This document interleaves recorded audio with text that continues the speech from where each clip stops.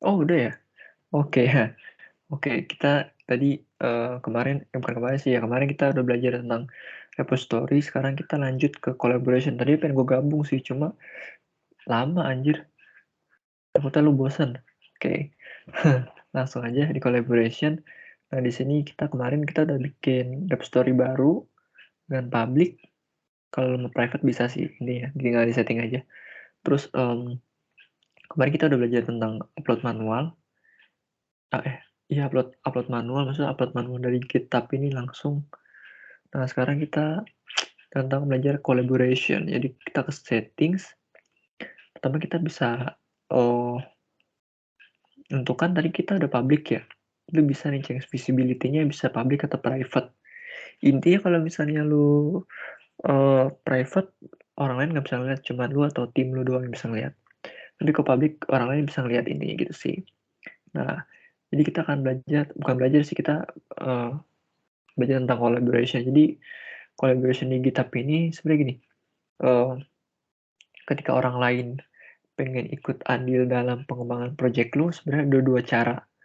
Yang pertama orang lain itu uh, nge-fork repository lu, terus di check out ke lokalnya atau download repository lu ke dalam komputernya atau lokal data. Habis itu dia ngelakuin pull request. Jadi dia nggak otomatis langsung ke rubah repository-nya. Nah, kalau lu collaboration itu tuh bener-bener langsung instan. Instan itu nggak perlu pakai pull request. Jadi misalnya lu ngembangin 2 orang nih, lu sama temen lu. Terus lu make collaboration. Jadi misalnya temen lu nemuin fitur, dia otomatis langsung berubah di repository lu. Nggak perlu nunggu di pull request dan lu tunggu lu merge atau lu gabungin ke repository lu. Jadi misalnya dia nambahin fitur cari dan lu nggak ada fitur cari di project lu. Jadi nanti di pull request ini muncul, terus dia ngasih tau kalau dia pakai menu cari, nanti lu tinggal di merge atau digabungin ke project lu gitu sih. Tapi kalau misalnya lu pakai collaboration, lu bisa otomatis langsung instan dia kerubah tanpa harus pull request. Oke, jadi lu ke settings.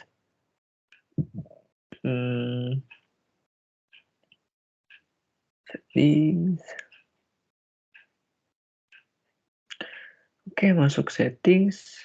Terus cari kolaborator.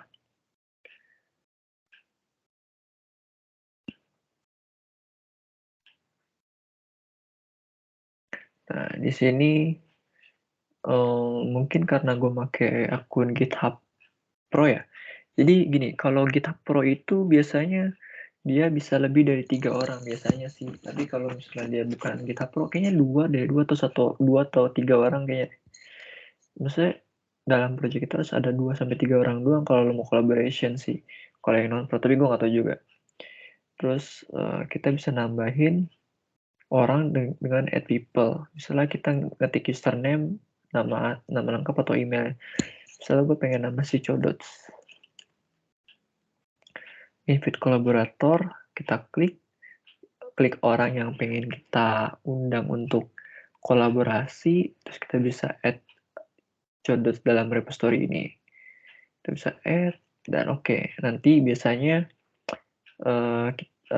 Jodot ini akan bukan verifikasi ya, kayak konfirmasi atau nge-respons dari si kolaborasi. Jadi misalnya gue ngundang Codot ya ke dalam episode nanti, tapi gue nunggu si Codot terima dulu baru bisa diaktif gitu sih intinya. Nah, keuntungannya si Codot ini dia bisa ngehapus kode atau ngemodifikasi kode atau ngerubah kode gitu tanpa harus nge-pull request gitu sih intinya. Tapi kalau misalnya secara Codot bukan ke dalam lingkup kolaborator gue, dia mau nggak mau dia harus nge-pull request kalau ada misalnya kayak perubahan kode atau improvisasi atau ada segala macam dari si project repository lu itu ya. Itu sih intinya sih. Jadi ya singkat ya tentang si kolaborator, nanti tinggal tunggu aja. Nah, lu kalau mau ngapus juga bisa nanti tinggal di remove aja sih. Di misalnya tim lu keluar nih, ya nanti lu tinggal remove aja udah. Anggapnya remove kolaborator, udah selesai, kosong, nggak ada orang. Itu sih intinya. Mungkin itu aja sih yang bisa gue share untuk hari ini tentang kolaborator. Ya, mungkin itu aja. Kalau ada apa-apa tanyain aja sih, kalau gue bisa jawab. Oke, makasih dan yo, imamen. Yoi.